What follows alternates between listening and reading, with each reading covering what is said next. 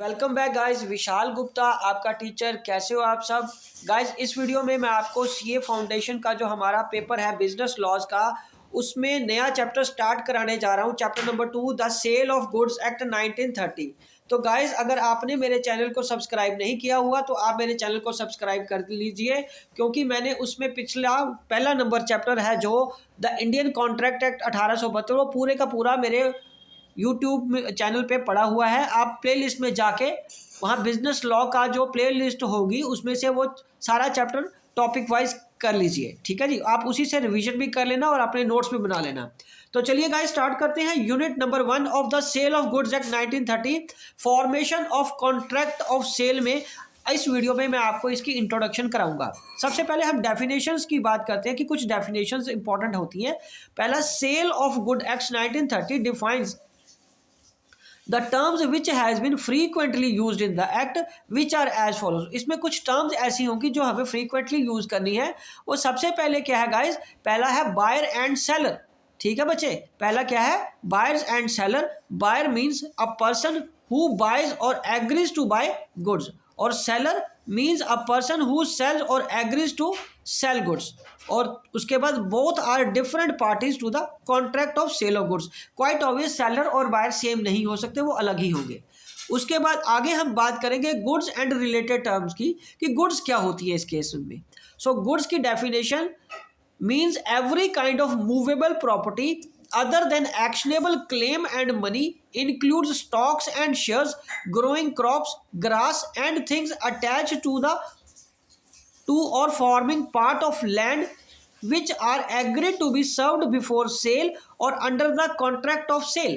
तो गाइज, आप, मुझे पता है कॉमर्स बैकग्राउंड के हो, तो +1 में आपने जो गुड्स पढ़ा था वो था सामान बेचने के लिए जो अवेलेबल है, ठीक है। उसी का ही ये एक्सटेंडेड वर्जन है, बट इसको थोड़ा ज़्यादा इलेबोरेट किया है, क्योंकि ये सेल ऑफ गुड्स एक्ट 1930 के अकॉर्डिंगली ये डेफिनेशन में आ रहा है, ठीक है जी। तो इसको हमने जो जो चीज़ें इसमें इंक्लूड की है वो सारी हमारे लिए गुड्स कहलाएंगी for the sale of contract act 1930, ठीक है गाइज। उसके बाद हम बात करेंगे कि अब एक्शनेबल क्लेम कौन से होते हैं। Actionable claims are claims which can be enforced only by the action और suit that, for example debt, किसी का उधार है जो, राइट गाइज। उसके बाद goods include both tangible and intangible goods like goodwill, copyright, patents, trademarks etcetera.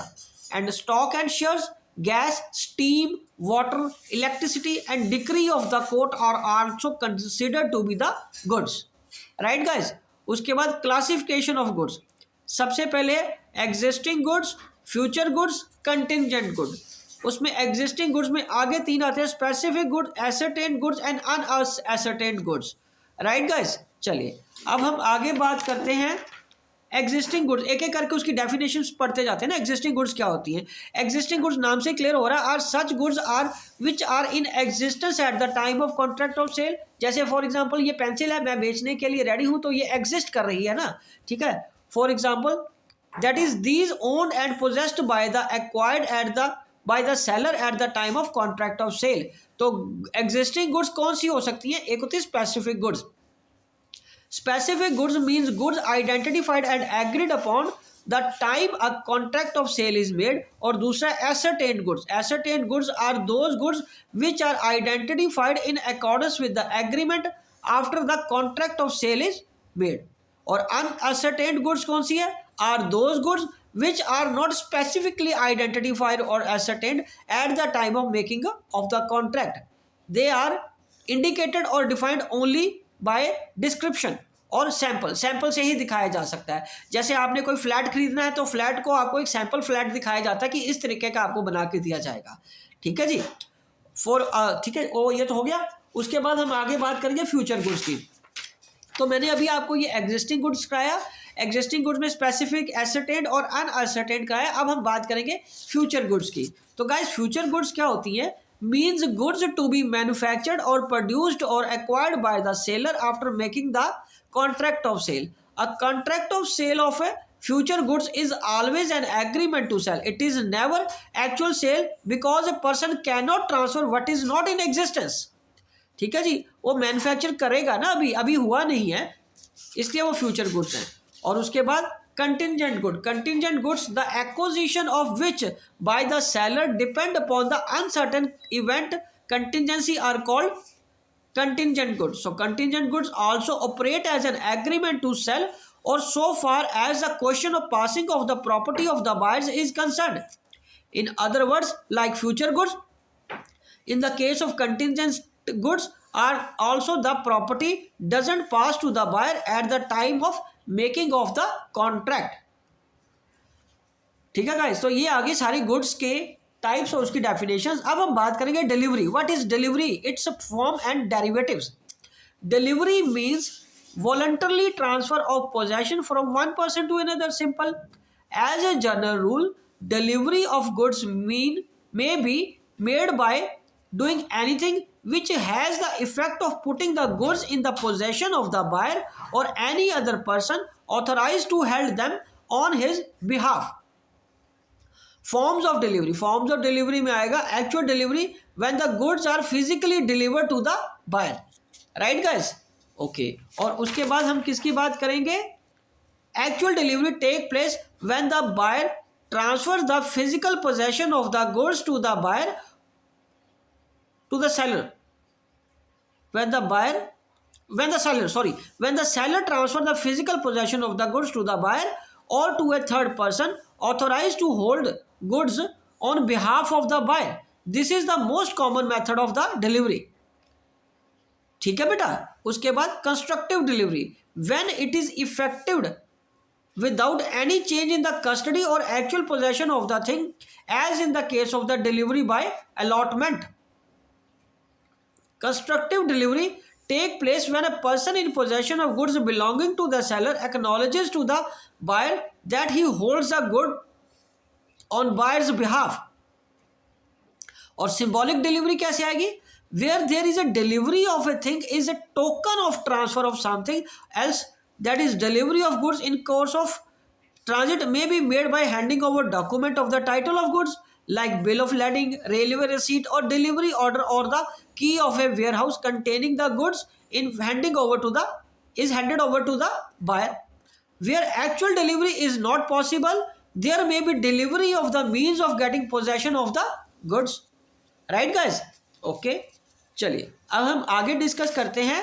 Goods are said to be in a deliverable state when they are in such a condition that the buyers would, under the contract, he bound to take delivery of them. Okay जी. तो अब हम आगे बात करेंगे document of the title of goods. So it including bill of lading, dock warrant, warehouse keepers certificate, wharfingers certificate, ठीक है, railway receipts, multi modal transport model document, warrant or other order for the delivery of the goods or any other document used in the ordinary course of the business as a proof of the possession of or control of the goods, or is for authorizing or purporting to authorize either by endorsement or by delivery the possessor of the document to transfer or receive goods thereby be represented. Okay. However, there is a difference between document showing the title and document of title.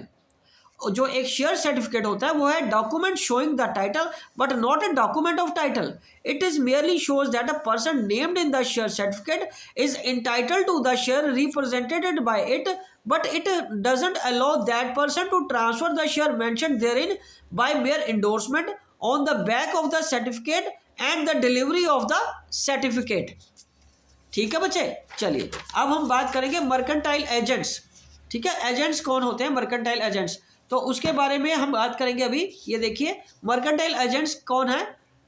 It means N